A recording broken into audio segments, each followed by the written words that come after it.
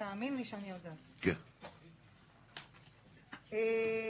אצלנו גילינו בזכות הדיונים בוועדה ש-M1 אושר באוקטובר 22, אחרי שאנחנו הגשנו הערות, ואף אחד לא התייחס היום אם קיבלו, לא קיבלו, מה אמרנו, מה לא אמרנו.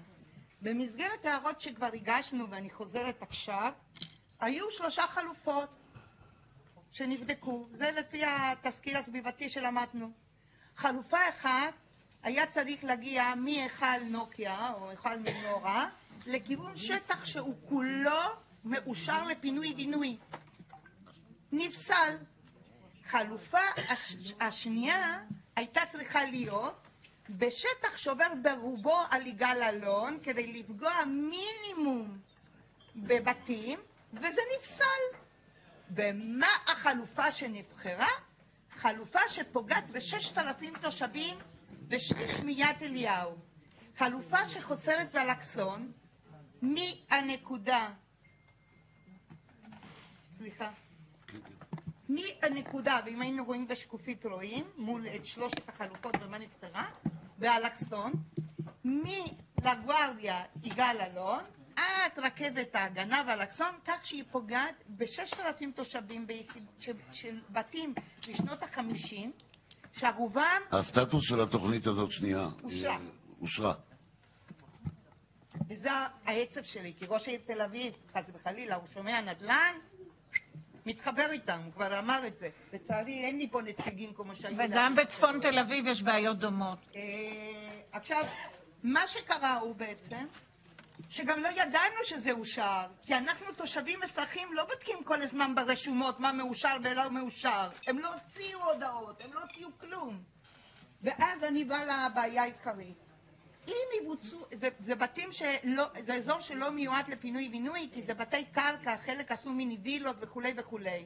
באתי לסגן עיריית תל אביב, אחד מסגני עיריית תל אביב, ואמרתי, למה בחרתם בחלופה הזאת? כי ככה נגרום להם לפינוי בינוי. בלי חוצפה נאמר לי. עכשיו, בהנחה שאתם... תן לי עוד 2 דקות, אני אציין. אני לא אמרתי כלום. לא. בהנחה שיהיה הפקעות, אז זה אונס.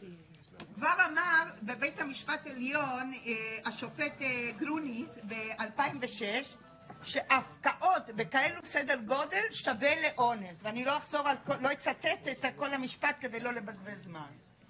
אם לא יעשו הפקעות והם יהיו תחת הלחץ, אם יתמוטטו, אם יש ראשים וזה שחופרים לבניינים האלו באלכסון 40 מטר מתחת לקרקע מנהרות, אז אנחנו מדברים על הפיצויים, ואז אנחנו מגיעים לדיון שהיה אתמול בוועדה.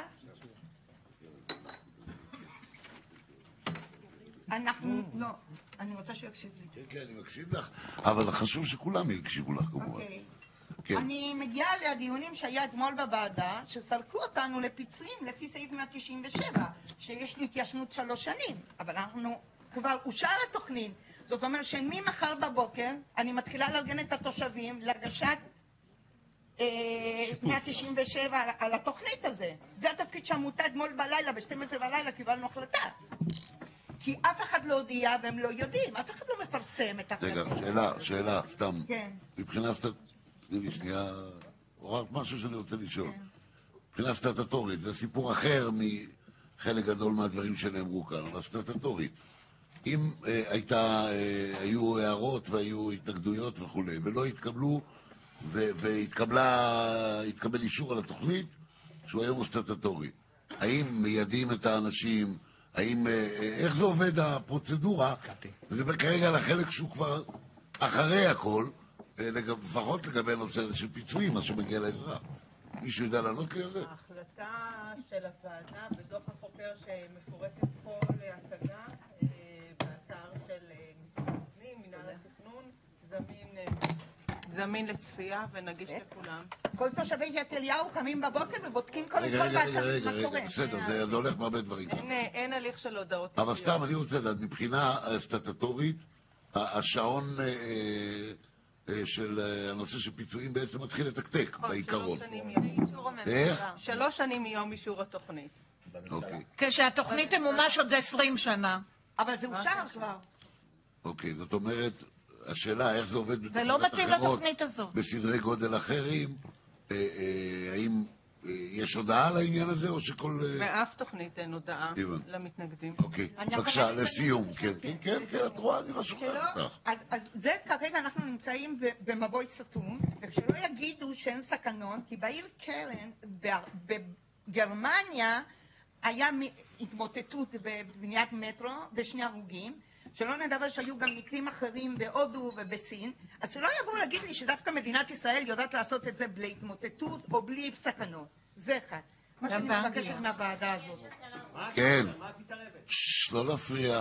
מה שאני מבקשת, הקו האדום אנחנו עוד נתקעים, כי נתקע רכבת... מה שאת מבקשת, התחלת טוב. אחד, שהוועדה המכובדת הזאת ייקח יוזמה, יבקש להחזיר את התוכנית שמאושר בממשלה, לשנות את התוואי בצורה שלא יעבור, שיעבור במינימום אפשרי מתחת לבתים של אנשים, ולא במכוון, כמו שנעשה ביד אליהו, אוקיי?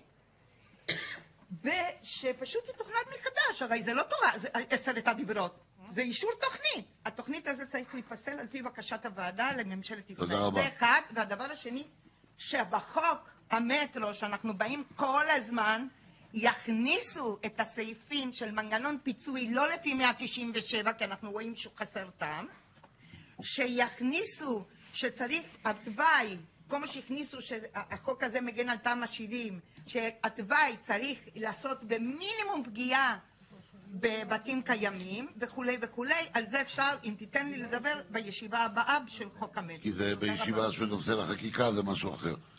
המקום ההוא... אבל זה המקום שכתוצאה מזה אני מבקשת... נכון.